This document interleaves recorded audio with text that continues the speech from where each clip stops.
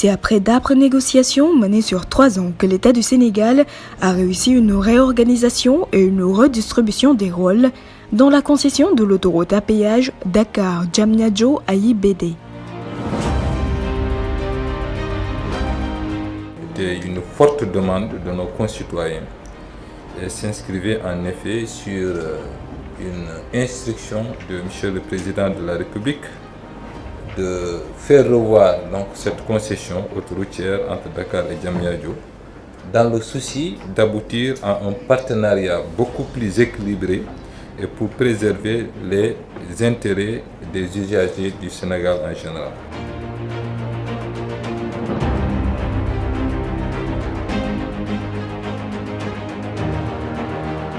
C'est une nouvelle ère qui s'ouvre pour l'autoroute de l'avenir, pour la relation Eiffage-État du Sénégal, qui se présente sous les meilleurs auspices. Un contrat désormais à l'amiable.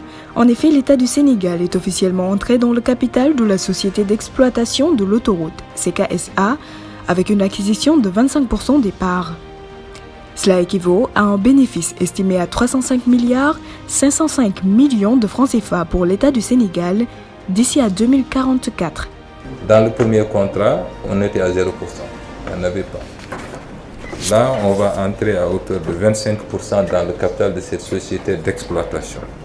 Nous sommes actionnaires de la société.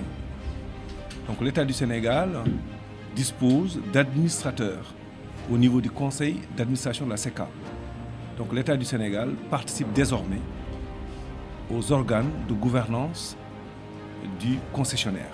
Espérons évidemment que ça mettra un terme à un certain nombre de préjugés ou d'une forme d'incompréhension qui était préjudiciable à ce type de PPP. D'ailleurs, à partir de 2021, l'État profitera des partages de dividendes que va consacrer la CECA. Autre point de consensus, la redevance domaniale qui passe de 1 000 francs à 2% du chiffre d'affaires annuel, le gel des tarifs sur 5 ans, le plafonnement du taux de rendement interne à 17% au lieu de 20,1%, l'éclairage sur toute l'autoroute et enfin la fusion du contrat initial et celui complémentaire.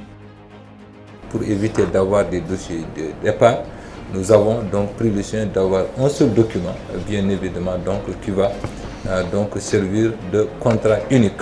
Nous avons fusionné les deux, un seul contrat, donc on a un seul véhicule contractuel conforme aux besoins de l'État qui consacre le contrat renégocié, unifiant les deux contrats initial et complémentaire. Je pense que c'est un avantage dans la gestion, dans le suivi de la concession. Une panoplie d'acquis qui sanctionne les efforts fournis par l'Agence pour la promotion des investissements et grands travaux dans les sessions de travail de renégociation du contrat de concession. Un travail hautement apprécié des ministres de l'économie, du plan et de la coopération, celui des transports routiers et du désenclavement et le ministre des Finances et du Budget. Le directeur général de l'APIX, que je félicite sincèrement au nom de tous mes collègues, véritablement, pour avoir mené quand même ces négociations de main de maître. Je tiens à féliciter le directeur général de l'APIX pour le travail qu'il a consenti à effectuer dans ces négociations. En retour, le contrat de concession de la CKSA a été prolongé sur 5 ans et devrait s'achever en 2044.